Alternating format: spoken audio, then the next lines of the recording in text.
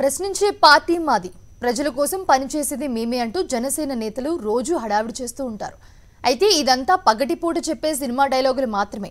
ఇక రాత్రైతే దౌర్జన్యాలు, దాడులకు పాల్పడుతున్న ఓ జనసేన నేత గూండాగిరికి కేర్ ఆఫ్ గా నిలుస్తున్నాడు. అతడు చేసే అరాచకాలతో ప్రజలు భయాందోళనకు గురవుతున్నారు. దీంతో రంగంలోకి దిగిన పోలీసులు అతడి ఆట కట్టించారు.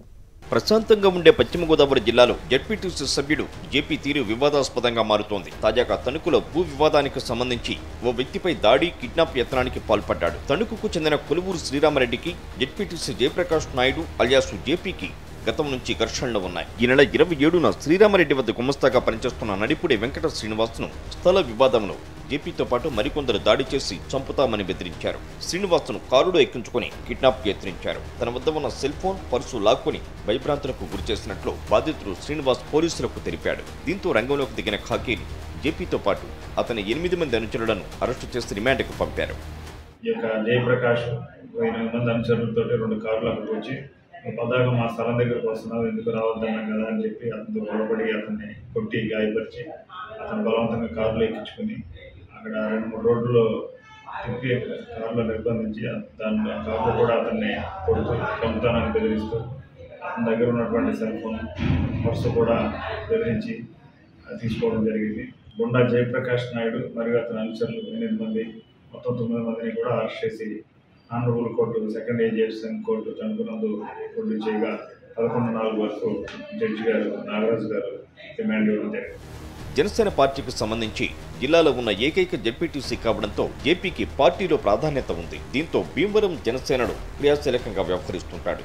అనుచర గణంతో విలేకరుల సమావేశాలు నిర్వహిస్తూ ర్యాలీలు చేస్తూ ఉనికిని చాటుకునే ప్రయత్నాలు చేస్తుంటాడు. ఇదంతా ఒక కోణం. మరో కోణంలో దాడులు, దౌర్జన్యాలకు పాల్పడటం, కొందరు బ్యాంకర్ల సహకారంతో నకిలీ బ్యాంకు షూరిటీలు సృష్టించి పొరుగు రాష్ట్రాలను బురిడీ కొట్టించేలా టెండర్లు వేయడం, తీరా విచారణకు ఆదేశిస్తే కోర్టులకు వెళ్లడం వంటివి చేస్తుంటాడు. ఇలా ఇతడిపై భీమవరం, పాలకొల్లు నియోజకవర్గాల్లో 9కి పైగా కేసులు నమోదయ్యాయి. వీటిలో ఎక్కువగా దాడులు, దౌర్జన్యాలు, స్థల వివాదాలు కేసులు ఉండటం అతని వ్యవహార శైలికి నిదర్శనంగా నిలుస్తున్నాయి. కొన్ని నెలల క్రితం తెలంగాణలో మత్స్యశాఖ చేపల పెంపకానికి సంబంధించి టెండర్లు ఆహ్వానించగా పాలకొల్లులో ఓ బ్యాంకుకు సంబంధించి నకిలీ షూరిటీ సిద్ధం చేసి జయప్రకాష్ నాయుడు టెండర్లు వేశారు. అవి నకిలీ షూరిటీలని తేలడంతో తెలంగాణ ప్రభుత్వం విచారణకు ఆదేశించింది. ప్రస్తుతం విచారణ కొనసాగుతోంది. అలాగే జేపీపై Bhimavaram 1 Palakoderu, Veeravastram police town, 2 town స్టేషన్లలో 9 కేసులకు గాను 2 కేసులు పూర్తిగా, మరో 7 కేసులు వివిధ దశల్లో ఉన్నాయి. అలాగే 2014లో నకిలీ పత్రాలతో భవనం కబ్జాకి యత్నించారనే కేసు, వీరవస్త్రంలో ప్రభుత్వ భూమి కబ్జాకు యత్నించారని మరో కేసు, వీరవస్త్రంలో ఓ ఇంటి ప్రహరీ గోడ కూల్చి ఇంటి యజమానిపై దాడికి పాల్పడిన కేసులు ఉన్నాయి. మొత్తంగా జయప్రకాష్ నాయుడు వ్యవహారం మరోసారి జనసేన శ్రేణుల్లో కలకలం రేపింది.